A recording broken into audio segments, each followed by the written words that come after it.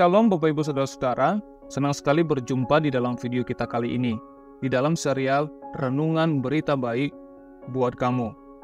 Saya berharap Bapak Ibu semuanya selalu berada di dalam keadaan yang sehat, dan apapun yang kalian lakukan, dijadikan Tuhan berhasil. Nah, sebelum kita merenungkan firman Tuhan, mari kita berdoa. Bapa yang baik, kami mengucap syukur, berterima kasih atas anugerah dan kasih sayang-Mu yang luar biasa dalam kehidupan kami. Sebentar kami akan membaca firman-Mu dan merenungkan firman-Mu. Kiranya firman ini selalu menjadi kekuatan dalam kehidupan kami, supaya iman kami selalu bertumbuh dan kami kuat di dalam Tuhan. Roh Kudus memimpin dan mencerahkan kehidupan kami, sehingga kami dapat mengerti dan melakukan firman-Mu. Terima kasih ya Tuhan, kami sudah berdoa. Amin. Bapak Ibu Saudara, renungan kali ini saya beri judul Doa Sumber Kekuatan. Di dalam Yesaya 40 ayat 31 dikatakan, tetapi orang yang menanti-nantikan Tuhan mendapat kekuatan baru. Mereka seumpama raja wali yang naik terbang dengan kekuatan sayapnya. Mereka berlari dan tidak menjadi lesu, mereka berjalan dan tidak menjadi lelah. Bapak Ibu Saudara, doa adalah sarana yang Tuhan sediakan untuk umatnya berkomunikasi, menjalin hubungan, menjalin persekutuan dengannya. Melalui doa, kita akan memperoleh kekuatan, berkat, pertolongan, mujizat, hikmat, dan sebagainya. Dalam setiap doa yang kita sampaikan kepadanya, sebenarnya kita membuka diri untuk menerima kehadiran dan kekuatannya dalam kehidupan kita. Bapak Ibu Saudara, sebagaimana firman Tuhan di dalam Filipi 4 ayat 6-7, janganlah hendaknya kamu khawatir tentang segala sesuatu, tetapi nyatakanlah dalam segala hal keinginanmu kepada Allah dalam doa dan permohonan dengan ucapan syukur. Dan damai Allah yang melampaui segala akal akan memelihara hati dan pikiranmu dalam Kristus Yesus. Di dalam doa, kita menyerahkan kekhawatiran, kebutuhan, dan harapan kita kepadanya. Dan Dia memberikan damai yang melebihi apa yang kita pikirkan. Nah, apakah kita bisa khawatir? Bisa. Apakah kita bisa takut? Ya juga bisa. Tetapi orang yang mengandalkan Tuhan dan tidak bersandar kepada pengertiannya sendiri, orang yang selalu tersungkur di kaki Tuhan, orang yang memberi hidupnya sepenuhnya kepada Tuhan, akan diberikan kekuatan, akan dimampukan Tuhan untuk melewati setiap tantangan demi tantangan. Pergumulan akan kita hadapi, ya pasti kita hadapi. Tapi kita menghadapinya bukan dengan rasa takut dan khawatir, melainkan melewatinya dengan penuh iman yang tertuju kepada Tuhan, penuh dengan iman yang tertuju kepada penyertaan Tuhan yang sempurna dalam kehidupan kita. Nah, sebagai contohnya, seperti Musa dan bangsa Israel ketika mereka menghadapi jalan buntu. Di hadapan mereka tidak ada jalan lain untuk dilewati. Yang ada hanyalah lautan yang membentang luas. Sedang di belakang mereka ada Firaun dan tentaranya. Apakah Tuhan menghilangkan laut itu? Tidak. Laut itu tetap ada. Tentara yang mengejar mereka itu pun juga tetap ada dan siap untuk memusnahkan mereka. Masalahnya adalah bangsa Israel harus bergerak.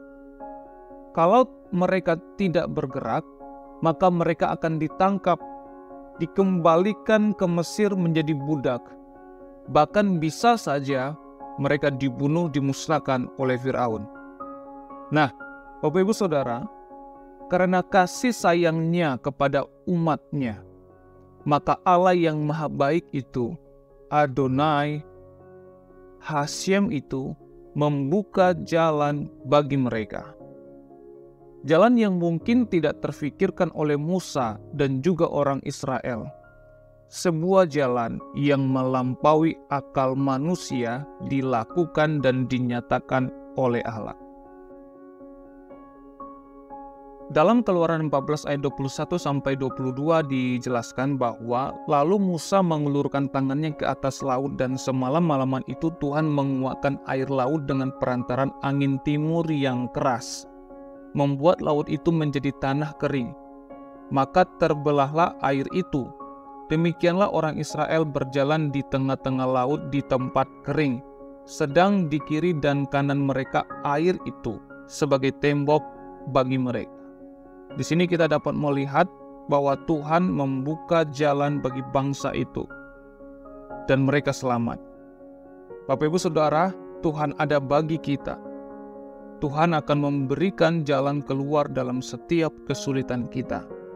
Tuhan akan memberikan kemampuan, kekuatan, hikmat untuk menghadapi setiap kesulitan kita. Tenanglah, ada Tuhan beserta dengan kita. Bapak Ibu Saudara, doa bukanlah sekedar daftar permintaan atau keinginan kita, melainkan juga bentuk ketaatan dan kebergantungan kita kepada Allah. Dalam Yesaya 40 ayat 31 sebagai teks renungan kita, Tuhan menjanjikan kekuatan kepada orang-orang yang menantinya.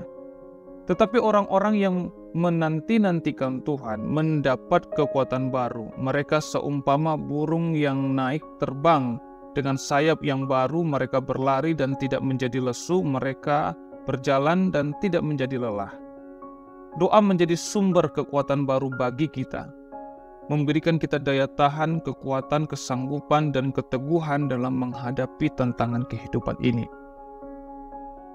Begitu juga ketika Yesus mengajar kita untuk berdoa, Dia berkata, "Mintalah, maka akan diberikan kepadamu.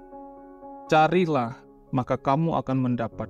Ketoklah, maka pintu akan dibukakan bagimu." Matius 7 ayat 7. Ia mengingatkan kita akan janjinya yang tak terbatas.